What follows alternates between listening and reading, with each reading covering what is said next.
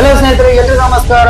ಇವತ್ತಿನ ಹೊಸ ಸಮಾಚಾರ ಏನಪ್ಪಾ ಅಂದ್ರೆ ಕ್ರಿಕೆಟ್ ಅಭಿಮಾನಿಗಳಿಗೆ ಸಂತಸ ಸುದ್ದಿ. ನಿನ್ನೆ ದಿನ ನಮ್ಮ ಭಾರತೀಯ ಕ್ರಿಕೆಟ್ ತಂಡ ಭಾರತಕ್ಕೆ ಬಂದಿಳಿದು ದೆಹಲಿಯಲ್ಲಿ ಮಾನ್ಯ ಪ್ರಧಾನಮಂತ್ರಿಗಳಾದಂತಹ ನರೇಂದ್ರ ಮೋದಿ ಅವರ ನಿವಾಸದಲ್ಲಿ ಅವರನ್ನ ಭೇಟಿ ಮಾಡಿ ಆರೈಕೆಗಳನ್ನು ಪಡೆದುಕೊಂಡ್ರು. ಮಾತ್ರವಲ್ಲ, ಮುಂಬಯಿಯೇ ಬೆಚ್ಚಿ ಬೀಳುವಂತಹ ಜನಸಾಗರಕ್ಕೆ ವಾಂಖೆಡೆ ಸ್ಟೇಡಿಯಂ ಸಾಕ್ಷಿ ಆಯಿತು. ಮಾತ್ರವಲ್ಲ, ಲಕ್ಷಾಂತರ ಮಂದಿ ಭಾಗವಹಿಸುವುದರ ಮೂಲಕ ಏನು ತೆರೆದ ವಾಹನದಲ್ಲಿ ಟೀಮ್ ಇಂಡಿಯಾವನ್ನ ಕರೆದುಕೊಂಡು ಹೋಗಲಾಯಿತು, ಭರ್ಜರಿಯಾಗಿ ಸ್ವಾಗತಿಸಲಾಯಿತು. ಎಲ್ರು ನೋಡಿರ್ತೀರಾ, ಅಂತ ಒಂದು ಜನಸಮೂಹ 2007ರ ವಿಶ್ವಕಪ್ ಗೆದ್ದಂತಹ ಸಂದರ್ಭದಲ್ಲಿಯೂ 2011ರ ವಿಶ್ವಕಪ್ ಗೆದ್ದಂತಹ ಸಂದರ್ಭದಲ್ಲಿಯೂ ಭಾರತಕ್ಕೆ ಸಿಕ್ಕಿರ್ಲಿಲ್ಲ. ಅಂತಹ ಒಂದು ಅಪೂರ್ವವಾದಂತಹ ಗಳಿಗೆಗೆ ನಮ್ಮ ದೇಶದ ಜನರು ಸಾಕ್ಷಿ ಆಗ್ಬೇಕಾಯ್ತು. ಮಾತ್ರವಲ್ಲ, ಇದರಲ್ಲಿ ರೋಹಿತ್ ಶರ್ಮಾ ಅವರ ರಿಟೈರ್ಮೆಂಟ್ ಮತ್ತೆ ಜಡೇಜಾ, ಕಿಂಗ್ ಕೊಹ್ಲಿ ಅವರ ರಿಟೈರ್ಮೆಂಟ್ ಎಲ್ಲವೂ ಜನರನ್ನ ಭಾವುಕರನ್ನಾಗಿಸುವಂತಹ ಒಂದು ಸಂದರ್ಭ. ಸೊ ಅದರಿಂದಾಗಿ ಹೆಚ್ಚಿನ ಜನಸಂಖ್ಯೆಯಲ್ಲಿ ಎಲ್ಲರನ್ನ ಕ್ರಿಕೆಟ್ ಅಭಿಮಾನಿಗಳು ಕ್ರಿಕೆಟಿಗರನ್ನ ನೋಡ್ಲಿಕ್ಕೋಸ್ಕರ ಕಾತುರದಿಂದ ಕಾಯ್ತಾನೆ ಇದು. ವಾಂಖೆಡೆ ಸ್ಟೇಡಿಯಂನಲ್ಲಿ ಫ್ರೀಯಾಗಿ ಟಿಕೆಟ್ ಇಲ್ಲದೆ ಜನಗಳನ್ನ ಸೇರಿಸಲಾಗ್ತಾ ಇತ್ತು. ಬಹಳ ದೊಡ್ಡ ಮಟ್ಟದಲ್ಲಿ, ಅಂದ್ರೆ ಕೂತ್ಕೊಳ್ಳೋಕ್ಕೂ ಜಾಗ ಇಲ್ಲದೆ ನಿಂತ್ಕೊಂಡು ನೋಡ್ತಾ ಇದ್ರು ಜನಗಳು.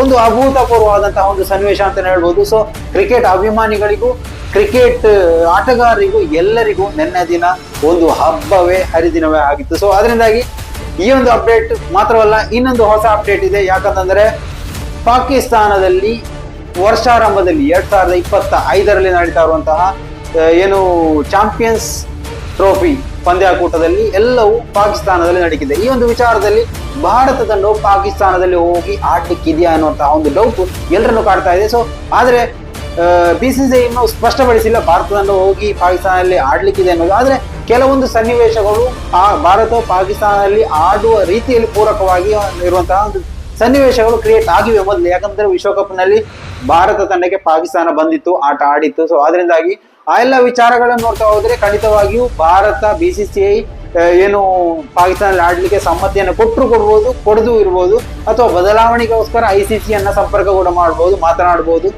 ಮೊದಲೆಲ್ಲ ಏಷ್ಯಾ ಕಪ್ ಅಂತಹ ಸಣ್ಣ ಸಣ್ಣ ಟೂರ್ನಮೆಂಟ್ಗಳನ್ನ ಬದಲಾಯಿಸುವಂತಹ ವ್ಯವಸ್ಥೆಯನ್ನು ICC ಮಾಡ್ತಾ ಇತ್ತು. ಆದ್ರೆ ಇದು ವರ್ಲ್ಡ್ ಡೇ ನೋಡ್ತಾ ಇರುವಂತಹ ವಿಶ್ವಕಪ್ ರೀತಿಯ ಮಾದರಿಯಲ್ಲಿನ ಇನ್ನೊಂದು ಚಾಂಪಿಯನ್ಸ್ ಟ್ರೋಫಿ ಅನ್ನುವಂತಹ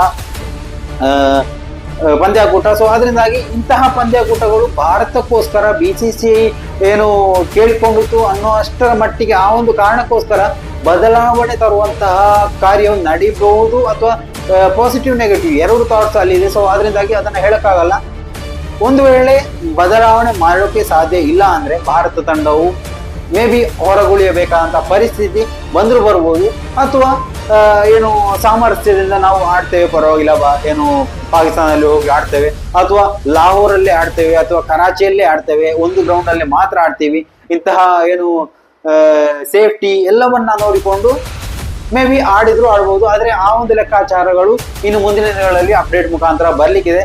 ಭಾರತ ಪಾಕಿಸ್ತಾನ ಅಥವಾ ಭಾರತ ಇನ್ನಿತರ ದೇಶಗಳು ಪಾಕಿಸ್ತಾನದಲ್ಲಿ ಆಡುವಂತಹ ಸಂದರ್ಭದಲ್ಲಿ ಭಾರತಕ್ಕೆ ಎದುರಿಸಬೇಕಾದಂತಹ ಕೆಲವೊಂದು ಏನು ಸೂಚನೆಗಳು ಅಥವಾ ಕೆಲವೊಂದು ಸನ್ನಿವೇಶಗಳಿರುತ್ತೆ. ಸೊ ಅವೆಲ್ಲವನ್ನ ದಾಟಿ ಬೇಕಿದೆ ಭಾರತ ತಂಡವು ಅಲ್ಲಿ ಹೋಗಿ ಆಡ್ಲಿಕ್ಕೋಸ್ಕರ. ಯಾಕಂತಂದ್ರೆ ಭಾರತದ ಭಾವನಾತ್ಮಕ ವಿಚಾರಗಳು ಅಲ್ಲಿ ಬರುತ್ತೆ. ಸೊ ಅದರಿಂದಾಗಿ ಎಲ್ಲವನ್ನ ಪರಿಗಣಿಸಿ ಬೇಕಾಗುತ್ತೆ. ಭಾರತ ತಂಡವು ಪಾಕಿಸ್ತಾನಕ್ಕೆ ಹೋಗ್ಬೇಕಾ ಬೇಡ ಅನ್ನೋಂತಹ ತೀರ್ಮಾನವನ್ನ BCCI ತೆಗೆದುಕೊಳ್ಳಲಿಕ್ಕೆ. ಸೊ ಅದರಿಂದಾಗಿ BCCI ಖಂಡಿತವಾಗಿಯೂ ICC ಜೊತೆಗೆ ಸಮಗ್ರ ಸಮಾಲೋಚನೆ ನಡೆಸಲಿಕ್ಕಿದೆ. ಈ ಒಂದು ವಿಚಾರವಾಗಿ ಬದಲಾವಣೆಗಳನ್ನ ಕೇಳಿಕೊಳ್ಳಿಕ್ಕಿದೆ, ಅಥವಾ ದುಬೈ ಅಥವಾ ಶ್ರೀಲಂಕಾ ಜೊತೆಗೆ ಆ ಒಂದು ಗ್ರೌಂಡ್ಗಳಲ್ಲಿ ಆಡೋಕೆ ಕೇಳಿಕೊಳ್ಳಿಕ್ಕಿದೆ. ಆದ್ರೆ ICC ಎಷ್ಟರ ಮಟ್ಟಿಗೆ ಇದನ್ನ ಬೆಂಬಲಿಸಬಹುದು, ಸಪೋರ್ಟ್ ಮಾಡಬಹುದು ಅನ್ನೋದು ಮುಂದಿನ ದಿನಗಳಲ್ಲಿ ಗೊತ್ತಾಗಲಿಕ್ಕಿದೆ.